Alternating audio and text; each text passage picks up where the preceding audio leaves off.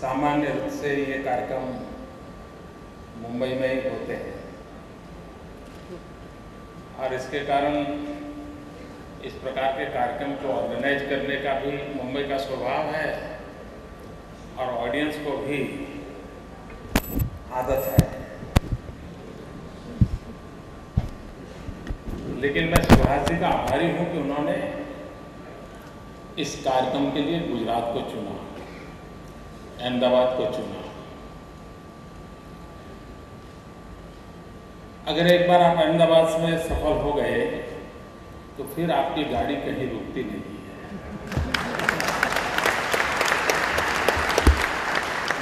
हम अहमदाबादियों की पहचान है सिंगल फेयर डबल जर्नी, और ये आपका क्षेत्र ऐसा है कि जिसमें हर कोई अपने इन्वेस्टमेंट का कुछ न कुछ रिवॉर्ड चाहता है और इसलिए रुपये की कीमत क्या होती है, रुपये का महात्म्य क्या होता है, वो शायद अहमदाबादी से अधिक कोई जानता नहीं है। और हमारे अहमदाबादियों के लिए इस प्रकार के चुटकुले भी बने हुए हैं काफी। तो उस शहर में फाइनेंशियल वर्ल्ड के लोगों का इस प्रकार से एकत्र आना, इस समारोह को यहाँ संपन्न करना, मैं फिर एक बार जी ग्रुप के सभी मित्रों का धन्यवाद करता हूँ, आभार व्यक्त करता हूँ।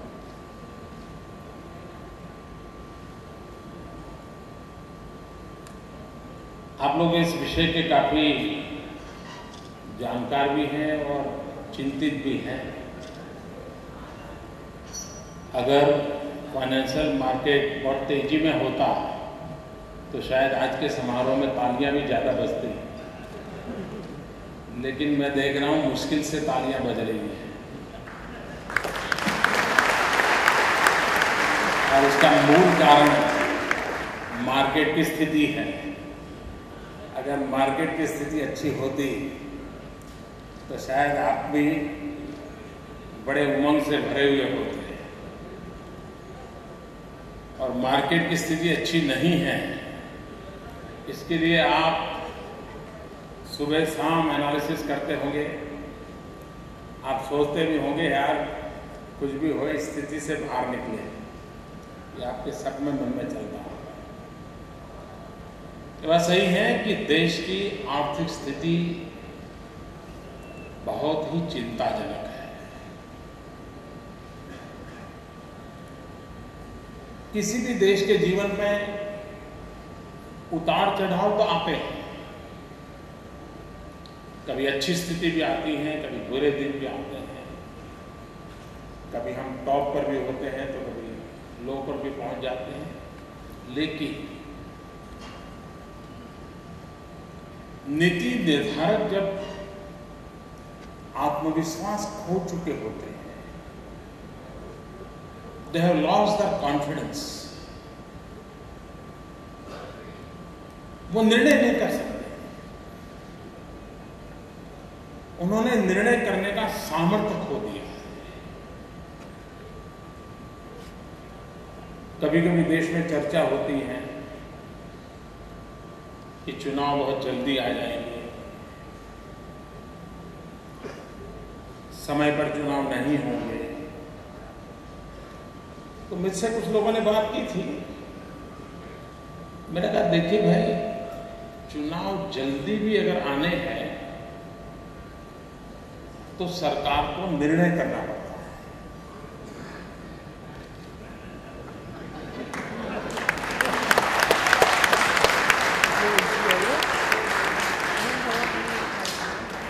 जो 9 साल में कोई निर्णय नहीं कर पाए, वो निर्णय कैसे कर सकते हैं?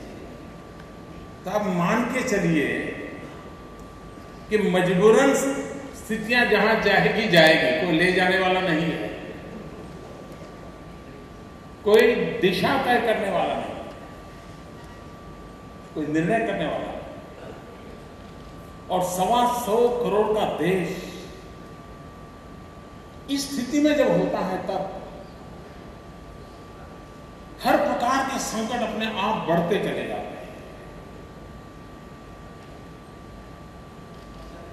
अब आज देखिए आप, रुपये की कीमत जिस तेजी से गिर रही है, और कभी कभी तो लगता है कि दिल्ली सरकार और रुपये के बीच में कंपटीशन चल रहा है।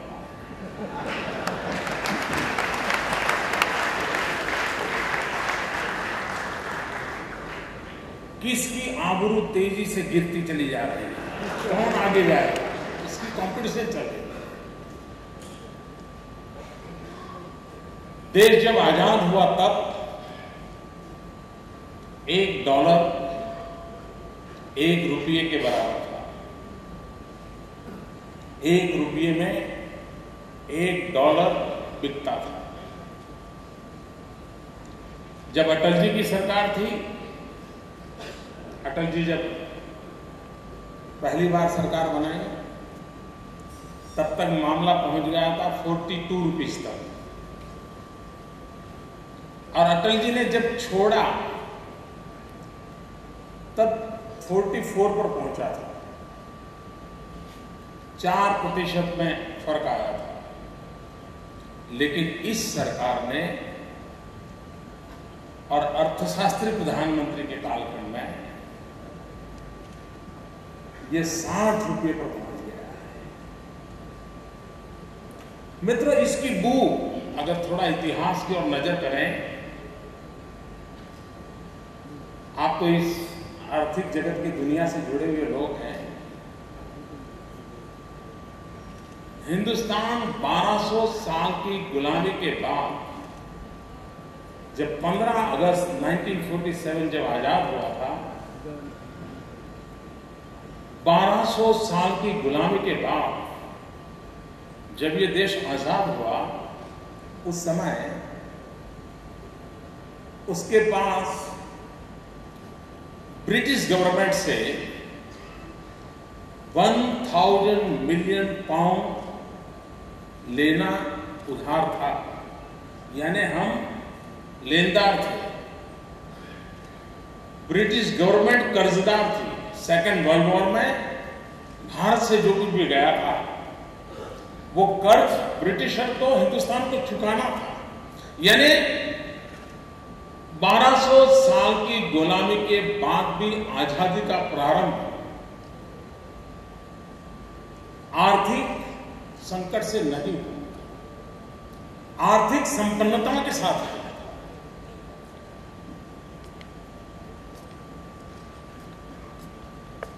इतना ही नहीं,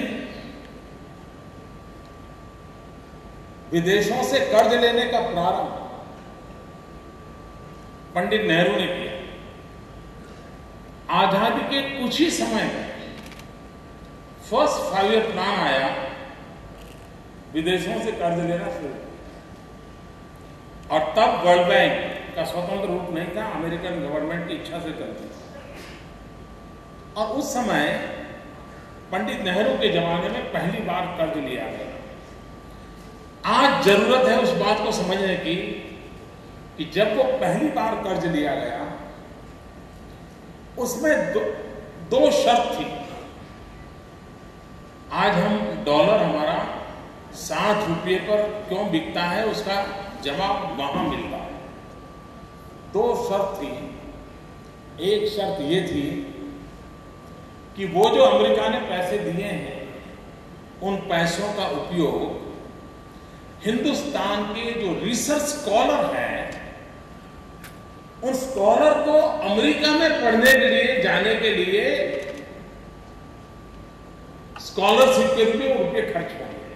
अब देखिए कितना बुद्धिमानी का काम अमेरिका ने किया। अमेरिका जो चुने वो स्कॉलर पढ़ेंगे कहां? अमेरिका में।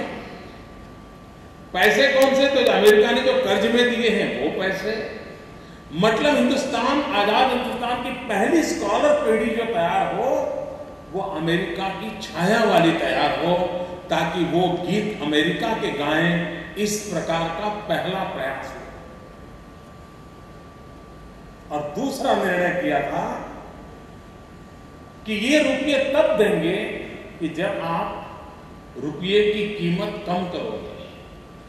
और उस लोन लेने के कारण पंडित नेहरू के समय में पहली बार रुपये की ताकत कम हुई, और वो सिलसिला चलता था।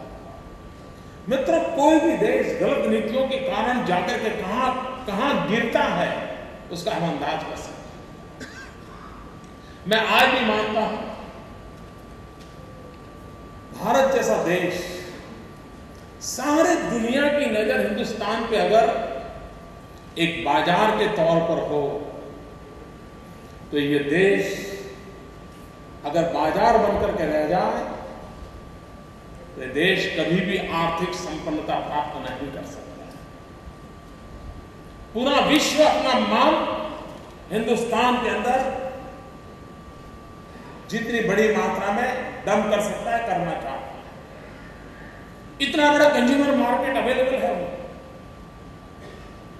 अगर ये सिलसिला चलता रहा और देश का इंपोर्ट बढ़ता ही गया, तो पता नहीं देश की आर्थिक स्थिति कहां जाकर के रुकेगी।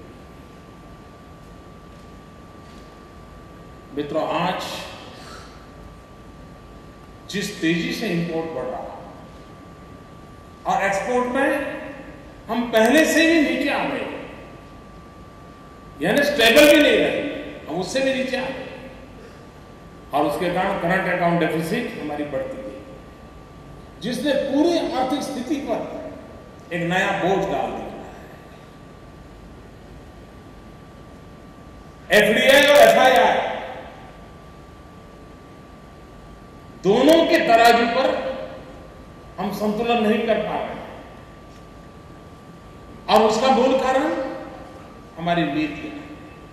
लोग कहते हैं एफडीआई नहीं आ रहा, फॉरेन डायरेक्ट इन्वेस्टमेंट नहीं आ रहा। क्यों नहीं आ रहा? कोई भी व्यक्ति हिंदुस्तान के अंदर धन तब लगाता है जब उसको अपने पूंजी की सिक्योरिटी महसूस हो, उसको लगे हाँ मैं इतना लगा रहा हूं, मुझे प्रॉफिट मिलेगा, मुझे गुड गवर्नेंस की अनुभूति हुई, मुझे एफिशिएंट गवर्नेंस मिलेगा, सिंगल विंडो मुझे क्लियरेंस मिलेगा, तो वो हिम्मत करेगा। लेकिन अगर पॉलिसी पैरालिसिस है तो दुनिया में कितनी उसकी आवश्यकता होगी, लेकिन वो हिंदुस्तान की तरफ मुंह नहीं देखेगा। और अगर हमारे यहां फॉरेन डायरेक्ट इन्वेस्टमेंट नहीं आता, अगर हम मैन्युफैक्चरिंग सेक्टर में दुर्बल होते चले जा रहे हैं, और तब हम जाकर के या तो इंपोर्ट करते हैं, एक्सपोर्ट करने के दरवाजे बंद हो जाते हैं, आर्थिक स्थिति और लुढ़कती चली जाती है। मित्र, हम स्टॉक मार्केट की दुनिया से जुड़े हुए लोग हैं। अगर हम तीन चीजों को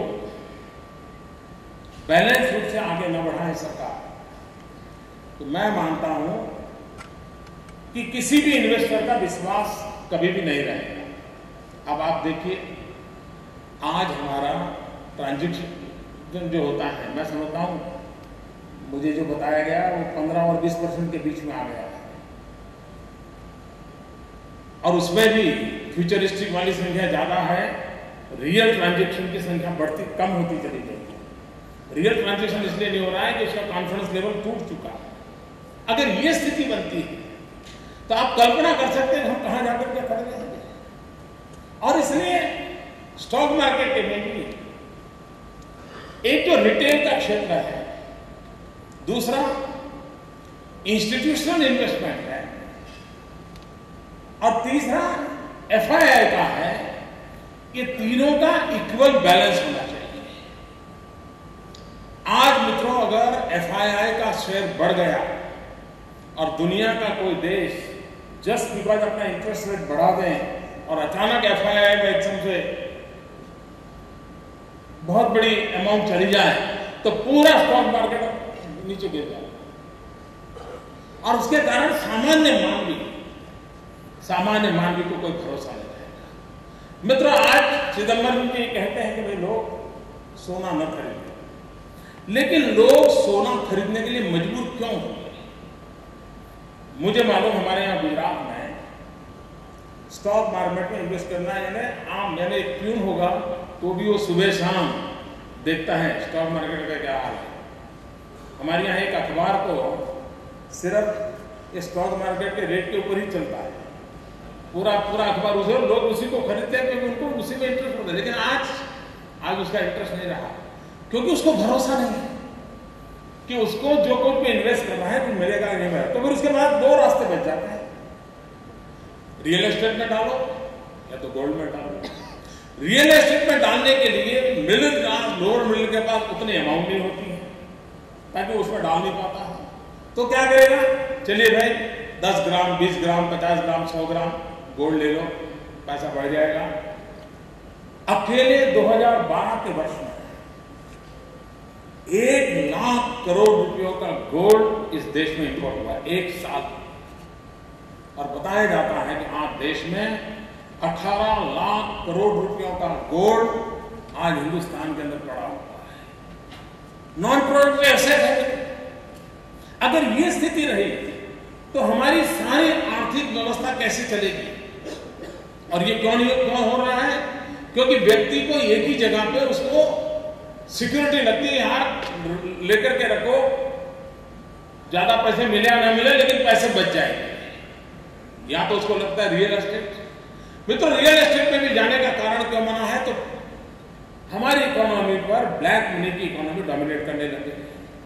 और जब ब्लैक मनी की इकोनॉमी डोमिनेट कर रही हो, एक पैरेलल इकोनॉमी चलती हो, तो स्वाभाविक है लोगों को रियल एस्टेट में जाने का रास्ता ठीक लगता है। और जीनियन आदमी अगर रियल एस्टेट में जाना चाहता है, एंटर नहीं कर पा रहा है क्योंकि ब्लैक मनी नहीं है। एक ऐसे विशेष सर्कल को देश में चलाया गया है जिसके कारण देश का पूरा अर्थतंत्र आज स्थितियों को बिगाड़ रहा चला जा रहा है। सामान्य व्यक्ति हमारे देश की और पूरे एशिया की विशेषता रही है सदियों से। हम लोग कल्चरली काफी कुछ एक दूसरे पर प्रभाव है एशियन कंट्रीज का। सेविंग वेस्टर्न वर्ल्ड के नेचर में नहीं है, सेविंग एशियन कल्चर में है और भारत उसमें लीड करता रहा है। हमारे यहाँ बचत करना, पैसे बचाना, और उसमें महिलाओं का बहुत बड़ा रोल रहता है। गरीब से गरीब महिला होगी, गरीब परिवार होगी, लेकिन कुछ न कुछ बचाने की कोशिश करेगी। मित्रों, ये सेविंग का जो स्वभाव है उसको वो पहले स्टॉक मार्केट के अंदर इन्वेस्ट करता था, उसके कारण हमारी इकोनॉमी को एक बहुत बड़ा पुश मिलता था, ड्राइविंग फोर्स बन जाता था।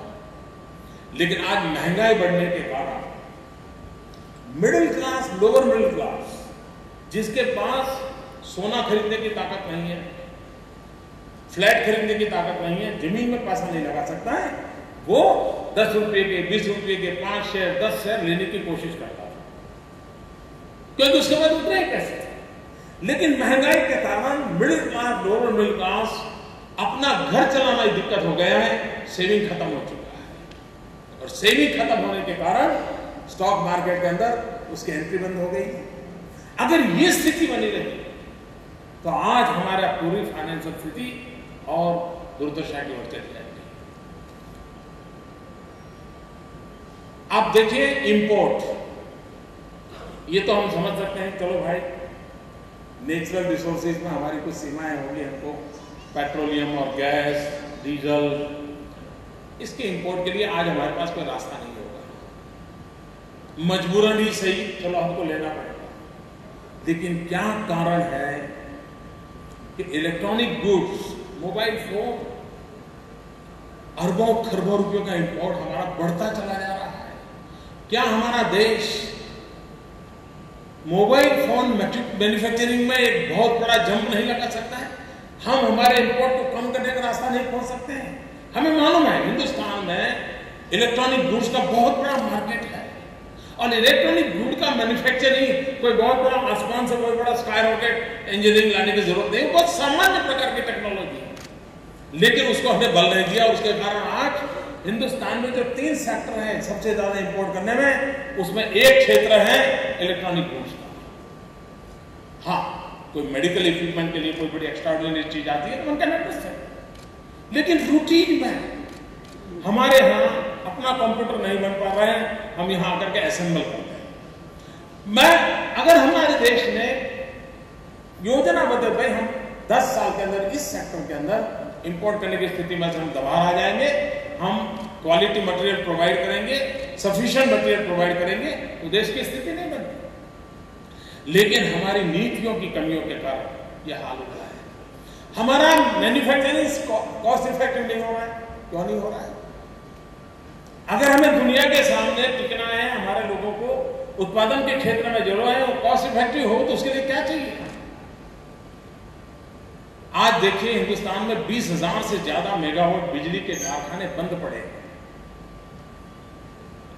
कोई देश ऐसा देखा है आपने कि जिसके पास कोयले की खदान है, जिसके पास अंधेरा है, लोगों को बिजली चाहिए, बिजली के ग्राहक मौजूद है, और जिसके पास बिजली पैदा करने वाले 20,000 मेगावाट से अधिक बिजली पैदा करने वाले कारखाने तैयार हो?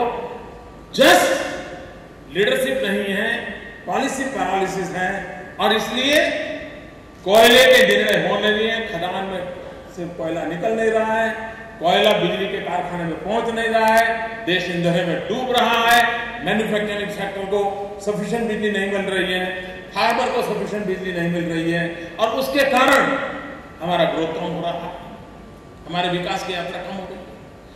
अगर इन चीजों पर, छोटी छोटी चीजें, मित्रों, कोई बहुत बड़ी चीजों की कोई जरूरत नहीं है, सामान्य चीजें अगर उस पर भी हमने बल दिया होता, तो मैं नहीं मानता हूं कि देश आज इतने बड़े आर्थिक संकट में गुजरता।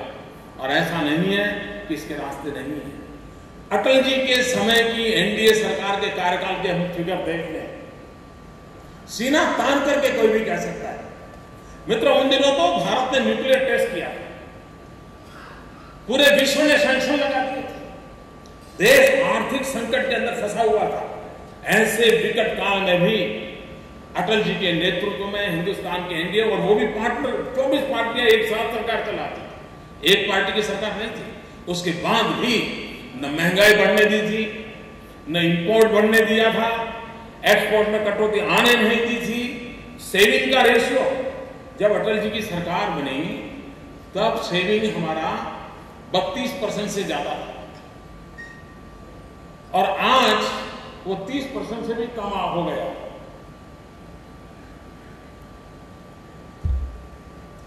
आज वो 30% से भी कम हो गया।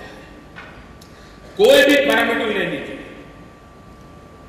भारत की इकोनॉमी में 21वीं सदी की विकास यात्रा के सपनों की मजबूत नींव अटल जी ने अपने शासनकाल में रखी थी। लेकिन देखते ही देखते पिछले 9 साल में जो रखा था वो भी खत्म हो गया, और नया कुछ अर्जित नहीं हुआ। ऊपर से नए बोझ और नए संकट हमारे देश पर आते थे, और इसी के कारण आज हम संकट से गुजर रहे हैं। आपका तो पूरा मार्केट, पहले जो इन्वेस्टर था वो सुबह जब स्टॉक मार्केट खुलता था तो उसके सांस ऊपर नीचे होते थे। शेयर बाजार के अंदर जिसने बेचारे ने 1,000-2,000 रुपये लगाए, सोचता था यार कुछ मिला नहीं मिला। आज सांस आपके ऊपर नीचे हो रहे हैं।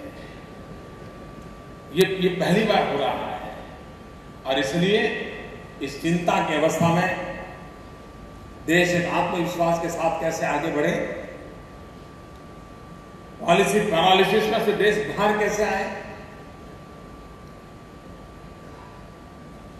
प्रधानमंत्री ने कहा था पैसे पेड़ पे नहीं उगते हैं। प्रधानमंत्री जी, आपके अर्थशास्त्र में पैसे पेड़ पर उगते हो या न उगते हो, हम गुजरातियों की समझ है, हम मानते हैं पैसे खेत में भी उगते हैं, पैसे कारखाने में भी उगते हैं, पैसे मजदूर के पसीने से भी उग सकते हैं। आवश्यकता है सही नेतृत्व देकर के हिंदुस्तान का किसान खेत में मजदूरी करता है, वो पैसे उगाता है। एक मजदूर फैक्ट्री में मेहनत करता है, वो पैसे उगाता है, और तभी तो देश की तिजोरी भरती है, और तभी तो देश चलता है। ये जो निराशा का माहौल है, उससे देश को बाहर लाया जा सकता है। मित्रों, गुजरात एक्सपीरियंस से मैं कहता हूं, कि निराशा की गर्त में डूबे रहने का कोई कारण नहीं है। जब मैं पहली बार मुख्यमंत्री के रूप में आया, मेरे रेवेन्यू डेफिसिट 6,700 करोड़ रुपए थी। आज हम रेवेन्यू सरप्लस है। मित्र, हो सकता है हमारे पीएसयू, हमारा इलेक्ट्रिसिटी कंपनी, हमारी इलेक्ट्रिसिटी कंपनी 2,500 करोड़ रुपए का लॉस करती थी ईयरली। आज मित्रों वो प्रॉफिट करती है और हम 24 घंटे बिजली देते हैं और टैरिफ नहीं बढ़ाते हैं। कहने का तात्पर्य है मित्रों, अगर सही दिशा में निर्णय किया जाए, एक देश की सामान्य मानवीय के शक्ति को भी पर भरोसा करके निर्णय किया जाए, तो देश की स्थिति बहुत बदल सकती है। और मैं बहुत आशावादी इंसान हूं। मैं इतना बड़ा देश, इतना सामर्थ्य है, दुनिया में सीना तान करके खड़ा होने का सामर्थ्य है इस देश में। 1200 साल की गुलामी के बाद भी जो देश सरप्लस था, वो देश आज कर्जदार क्यों बन गया, इसके जवाब हम खोज सकते हैं, उसके उपाय भी खोज सकते हैं। उस विश्वास को लेकर के आगे बढ़े। मैं फिर एक बार सुभाष जी का बहुत आभारी हूं कि आपके बीच आने का मुझे अवसर मिला। बहुत बहुत धन्यवाद।